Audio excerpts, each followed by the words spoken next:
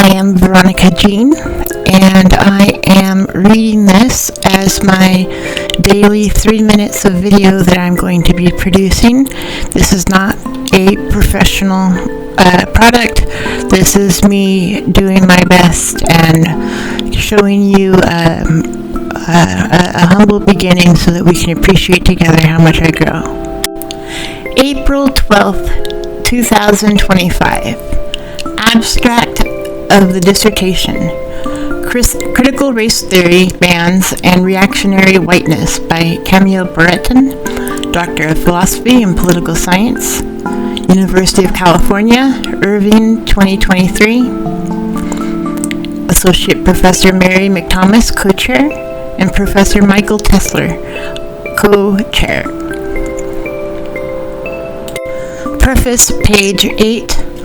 I examine the discursive strategies used by lawmakers in state legislatures to explain and justify the slate of anti-critical race theory legislation introduced and passed in the wake of President Donald Trump's Executive Order number 13950 in September 2020.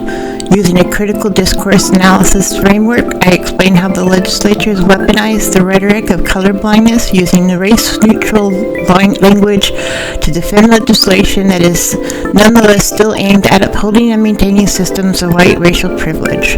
To do so, I thematically coded the language used by legislators who supported the legislation in committee and floor hearings in state legislatures where anti-CRT bills were passed to determine the common themes and strategies used to defend and justify the bills. I also used public opinion data collected during the Virginia governor election in 2021 to demonstrate how the rhetoric and arguments used by political elites in defending anti-CRT legislation has impacted public opinion and support for politicians who support anti-CRT policies. Introduction. It's absolutely astonishing how critical race theory has pervaded every institution in the federal government, and what I've discovered is that critical race theory has become, in essence, the default ideology of the federal bureaucracy and is now being weaponized against the American people. Christopher Rufo, Tucker Carlson Tonight, September 1st, 2020. From time to time, it seems possible to trace the beginning of a movement back to a single pretentious moment. That moment for the events that are the subject of this dissertation occurred on September 1st, 2020, when Fox News television host and conservative pundit Tucker Carlson welcomed an activist from Seattle, Christopher Rufo, to his former evening news show. This interview, seen by Carlson's average nightly viewership of approximately 4.3 million, Cats 2020, introduced perhaps most of the viewers to a new concept, critical race theory. This audience most likely included then President Donald Trump. The brief quotation from this interview with which I opened this chapter was but one component of Rufo's argument throughout the interview that critical race theory constituted a significant threat to the American way of life and was already deeply embedded in government institutions and public universities. Although parts of my focus in the chapters that follow is on the extent to which Rufo's comments were accurate and what the underlying intent of such a message is, I wish to begin by highlighting the deep cleavages in American society and politics that the ensuing debate over critical race theory, CRT, reveals. Today is April 12th, 2025, and to make things fit, I took off the intro for my other video, and I am recording this while I'm watching it render, and I am talking as naturally as I can because I need to get used to talking and I don't have any teeth. The dissertation is Camille Brereton, B-R-E, I don't know, I'll link it, and I am simply starting somewhere. I am not doing this because I know what I'm doing. I am doing this because I don't know what I'm doing. And at the very least, I'm making an effort, and I'm hoping that if I put out if I start up some habits that make communication a little bit easier for me to talk to other people, then perhaps other people can influence what I should be doing next. I'm on Social Security and Medicaid. I retired via the ICU, and I've been terrorized for 8 years, and I refuse to be terrorized for a 9th year, which is something I keep saying to make myself feel better, and hopefully in time my body will believe it. Already I've de-stressed enough that I don't have those, terror to me.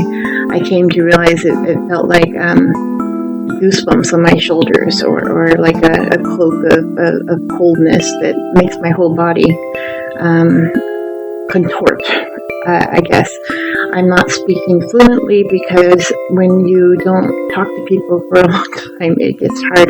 And frankly, we're living in some scary times, and I would like to be able to be talking to my kids, but if they called me on the phone right now, I'm not sure what I would tell them anyway, because I have been terrorized by MAGA so long that, complete strangers have no problem telling you that you should be killed.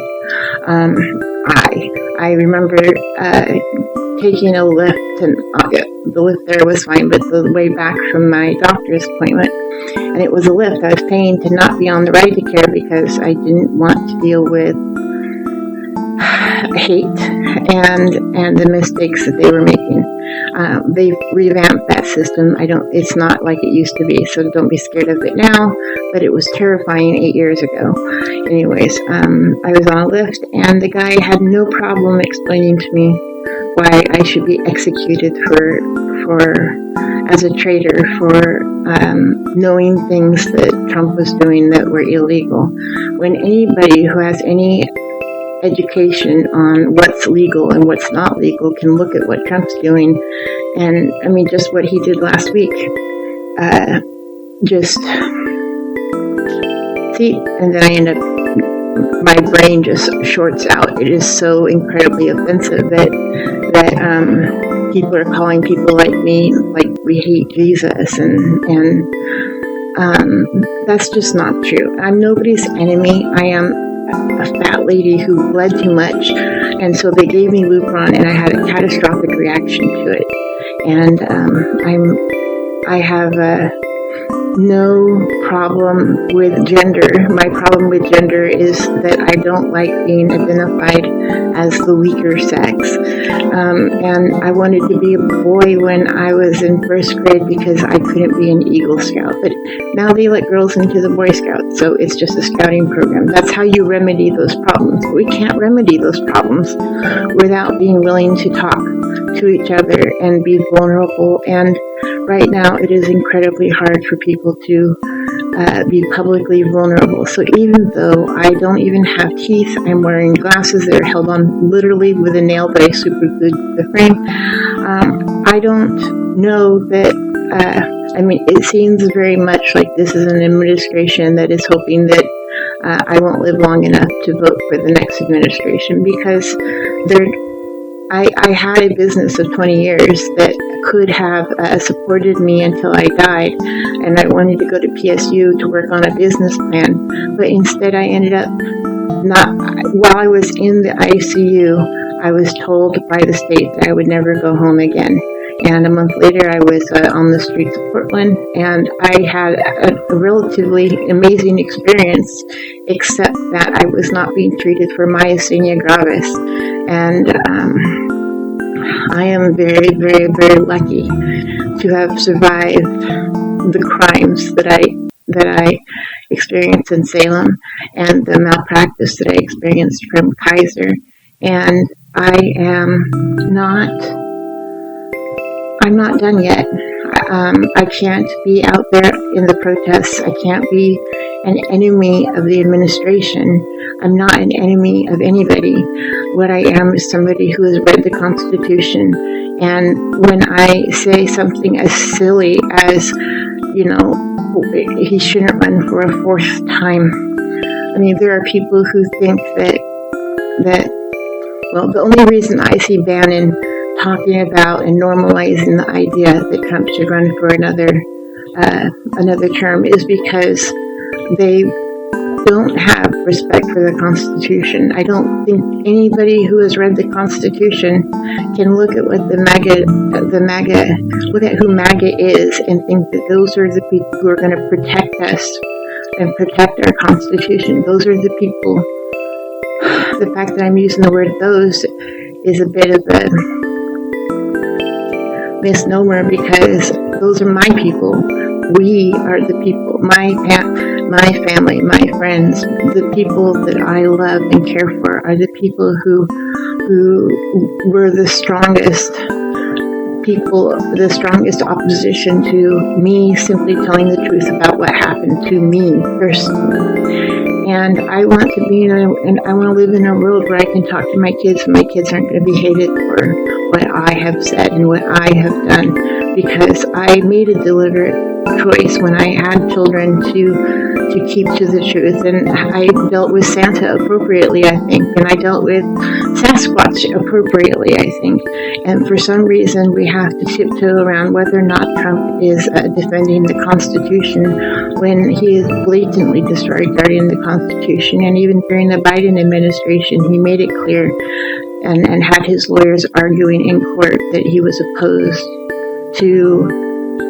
He is individually exempt from the Constitution for whatever reason, I don't know. And I'm not trying to make white boys feel bad about themselves. I have 3 white sons who have grown into 3 white men, and I am not trying to make them feel bad about who they are. But how can they deal in a world that isn't as we are presenting it to them? We are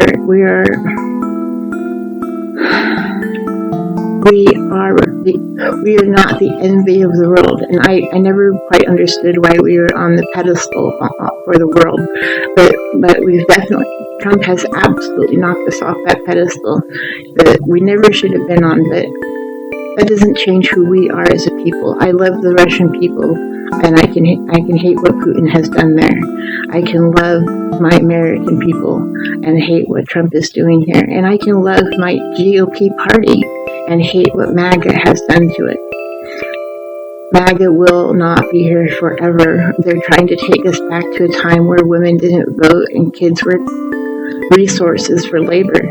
We are living in a world where Charles Schwab bragged in front of cameras. He didn't brag. Trump bragged that Charles Schwab made $2 billion in a single day, and had him in the office just a few days later talking about it. Maybe it was even that day, I don't even remember. But I don't know what to do, which is why I need to be allowed to speak truthfully about what I have experienced. And that doesn't make me the enemy. It makes me a mother who is trying to figure out how to exist in a world that I failed to protect. Now, I am not responsible for everything that's happened, but I can do my little piece of making things right, and I can, if in the absence of having that relationship with my children and family that I want to have, I can talk to the strangers, and you can hear me, and you can, at the very least, know that what you say is going to be valuable. Because if that fat lady with no teeth can talk to a microphone staring at the blackness of her eyelids and put the words out there, maybe you can too, because that's the only way we get through this. Whatever it is that Trump's doing, I'm not trying to assassinate anybody. I'm not trying to do anything bad to anybody. I just want my kids to have insulin for them. I want my kids to have insulin for their diabetes. I want them to have the DDAVP that they need for their clotting disorder. And I want, when they get around to having children, or not, but if they have daughters, I want those daughters to have access to the medical care that I had in the 90s that kept me alive long enough to have triplets of my own. I guess technically it was 86 when I was given birth control pills as a virgin in middle school so that I wouldn't bleed to death. And those are birth control pills that I only had available to me because of Roe. And Roe is no longer part of the law anymore. So we need to figure out what we're going to do with what we know, and we have to do better than we're doing now, because there are too many people suffering. And I have suffered, but I am no longer suffering because I have enough hope that I'm putting this video out there.